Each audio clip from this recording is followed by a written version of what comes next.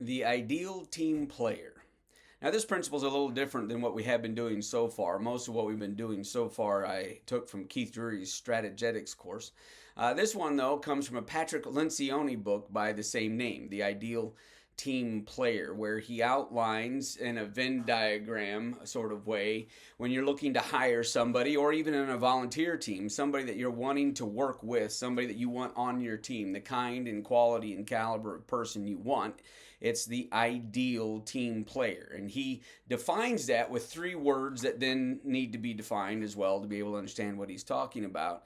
But it's that person is hungry, humble, and smart. Those three categories: hungry, humble, smart, and they overlap. And that where they overlap, that is the ideal team player. Now, hungry defines somebody that's a go-getter. They're going to show up and they're going to do the work. They're going to get there early, they're going to stay late, they're going to be self-motivated, self-driven, they're going to be trying to succeed. Quality and excellence is what they're after. That's somebody that's hungry. You don't have to drive them, they drive themselves. And so that person is somebody that you're not having to constantly crack the whip or lead with a carrot. That's somebody that is self-motivated. You don't have to drive them. They're hungry. Humble. Now, humble doesn't mean that this is somebody that kind of hides in the shadows, but a humble person, as he defines it, is somebody that is about the team. And so they share their victories and they share their difficulties. It's about us. It's about we're doing this as a team. It's not somebody that's grandstanding or utilizing the team's successes for their own progress or the team's failures as though it's not theirs because they're just an individual that got loaded with a bad team. So somebody that's humble is somebody that is all about the team's success. They're about chasing the mission, not about their own personal aggrandizement. That makes a team a far better team, obviously. So if you have somebody who's hungry, somebody who's humble, and also smart. Now, smart is not necessarily IQ. This is somebody that if you inject them into the equation, the stress level goes down.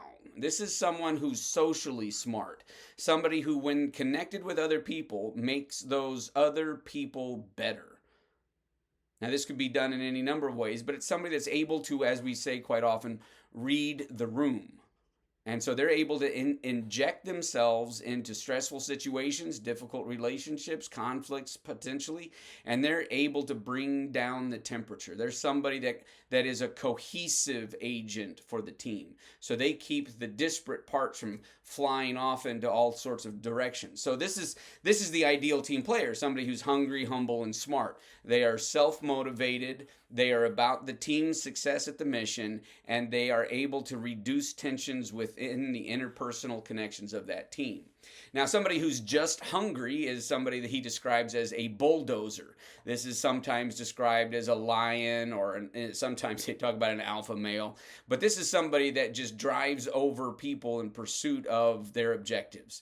People don't really matter. They don't make good teammates. You don't want them on your team because the individual is the one that's driving and they're trying to advance their own career. They're just, but they're highly qualified, excellent people at the content or the competency factor. And so they're hard to fire in some ways, but they destroy the team. That's somebody who's just hungry. Somebody that's just humble is kind of the pawn. They're able to be used by everybody else. They're looked down upon. They don't really add to the team. They're kind of the scapegoat.